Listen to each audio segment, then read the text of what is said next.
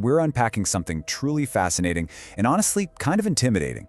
We're looking at the science of influence. Now, you know when you see those people who just always seem to get their way? Like world-class leaders, top-tier marketers, master negotiators. We often think they have some sort of magic touch, right? But they don't. It's actually structured psychology. They use specific, calculated tools to control outcomes. And today, we're going to break down 5 of these so-called dark psychological tools, so you can understand exactly how the whole game is played. What if you could literally read minds? I want you to seriously imagine having that secret power for a second. Imagine being able to understand and gently guide the emotions, the thoughts, and the decisions of anyone around you. Your boss, your friend, even a total stranger. It sounds like a complete superpower, doesn't it? Well, the source material we're analyzing today argues that this isn't science fiction at all. And that brings us to what we're actually talking about when we use the word influence. It is pure psychology used to guide decisions without the subject even realizing it.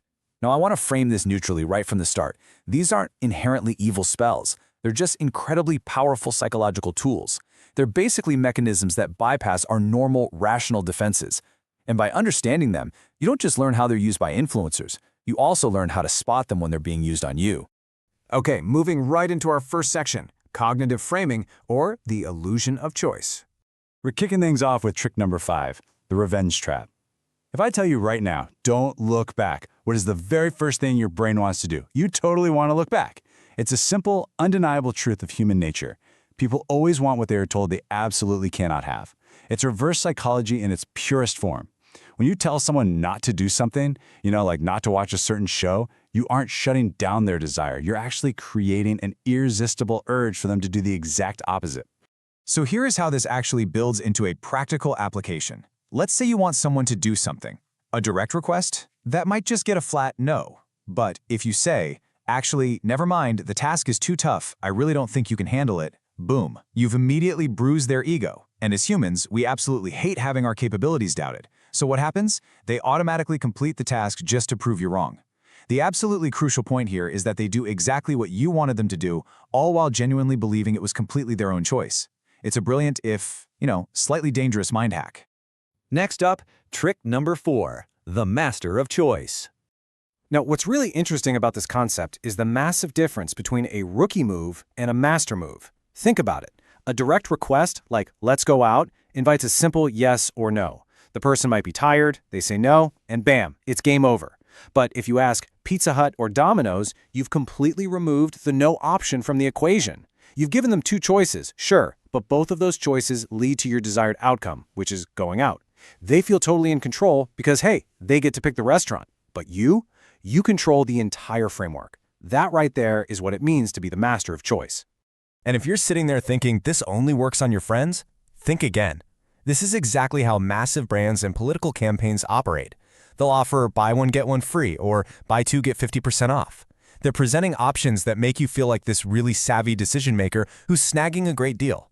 They're giving you what the source actually calls controlled freedom. Your ego stays perfectly intact, you feel like you won the interaction, but the architect of those options, they guarantee their own victory every single time. All right, let's shift gears into our next section, emotional triggers and how they bypass logic. We're moving out of logic puzzles and into some slightly deeper waters here. This brings us to trick number 3, the guilt trap. Consider the phrase, if I were important to you, maybe you'd find the time. Just imagine a friend keeps bailing on your plans. If you yell at them, they're probably going to get defensive and pull away, right? But if you casually drop this line, you aren't forcing them to hang out. Instead, you're holding up this emotional mirror. This specific phrasing sparks immediate guilt.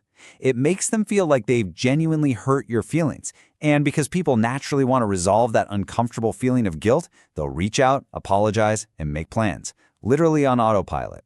In this case, feelings completely override thoughts. Which leads us perfectly into trick number 2, emotional hijacking. The core concept here is pretty wild. Whoever controls the emotions basically holds the remote control to the human mind. The primary hijack triggers are shock, guilt, love, and fear. When a person is suddenly overwhelmed by any of these 4 emotions, a literal psychological hijacking occurs. In that intense moment, the logical part of the brain just shuts down completely. Decisions are no longer based on reality or facts or long-term consequences. They're based entirely on what the person is feeling right then and there. It's a split-second reaction that they might regret later on, but by then the decision is already made. Because the golden rule of influence is actually incredibly simple. People make decisions based on emotions, not logic. Our sources point out that politicians are absolute masters of this exact technique. I mean, have you ever noticed that the most effective speeches rarely focus on dry, boring facts? Instead, they stir up intense fear, deep anger, or swelling pride. They connect directly with those hijack triggers we were just talking about. And look, whether you lean left or right politically, it doesn't really matter. It's an objective truth of human behavior. People don't remember the logic you gave them. They remember exactly how you made them feel. Which brings us to the absolute climax of our explainer today. Trick number 1, the ultimate anchor, the power of silence. Let's think back to when you messed up as a kid. When your mom yells and scolds you loudly, yeah, it's stressful for sure, but it's a known quantity. You know exactly what she's mad about. But contrast that with the silent dad. He doesn't say a single word. He just gives you that look. Your whole body just freezes. Why? Because when the other person does absolutely nothing, your mind has to fill the void. Your brain just starts racing with thousands of anxious thoughts, imagining all sorts of worst-case scenarios. So how do influencers actually use this? Picture this phrase, I know everything. Now imagine you suspect a friend is hiding something from you. Instead of interrogating them, you just say those 3 words, and then you shut up. You stay completely silent. The longer you let that silence just hang there in the air, the more their internal anxiety and guilt build up like a pressure cooker. Eventually, the silence becomes so unbearable for them that they will spill the truth themselves, just to relieve the tension. And you can use this in arguments too. Instead of shouting back when someone is getting super heated, try this. Look them straight in the eyes, give a small, calm smile, and stay perfectly quiet.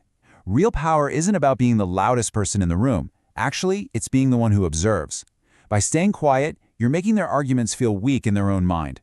They start second-guessing their own words because you aren't reacting to them at all. The silence amplifies your presence and literally strips them of all their momentum. All right, wrapping things up with our final section, controlling the game and your next steps. So, after looking at all these tools today, we actually have a challenge directly from our source material. It's a 7-day challenge. Now, to be clear, the goal here isn't to go out and maliciously manipulate your friends. Definitely don't do that. The goal is observation. For the next 7 days, simply watch. Watch the marketing you see online, the political speeches you hear on the news, the arguments you witness at the coffee shop. Try to spot these tools out in the wild, because recognizing them, that's the very first step to building a powerful, highly aware version of yourself who can navigate all these influences safely. Which leaves us with this final kind of provocative thought to chew on. Knowing how easily the human mind can be steered by a simple framed choice, a mirrored emotion, or even just a moment of silence, are your decisions ever truly your own? Or are you just playing the options someone else strategically laid out for you?